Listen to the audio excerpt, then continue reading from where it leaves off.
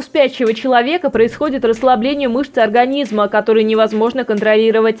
Синдром Крапа возникает как причина колебаний расслабленного небного языка, который вибрирует из-за прохождения по дыхательным путям воздушного потока. Иногда виновниками становятся некоторые патологические состояния организма: травмы носа, искривление перегородки носа, слабость небных мышц, проблемы сердечно-сосудистой системы, почечной патологии, хронические лор-заболевания, аномальное строение дыхательных путей, ожирение, разрастание языка. Можно и самостоятельно выявить причину. Подышите поочередно правой и левой ноздрёй. Если у вас возникли трудности с дыханием, это возможная причина храпа.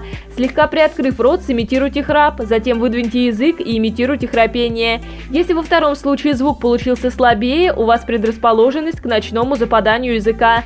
Особенности храпа у мужчин. Тело у мужчин крупнее, чем женское, поэтому и поток вдыхаемого воздуха сильнее. У мужчин по генетическому предрасположению строение неба более рыхлое, чем у женщин. Сильный пол человечества больше предрасположен к набору лишнего веса. Особенности храпа у женщин. После 35 лет от храпа страдает 30% женщин. Многие из них считают это позорным и неприличным. Первой причиной проявления женского храпа добавляется специфический фактор, который встречается только у женщин.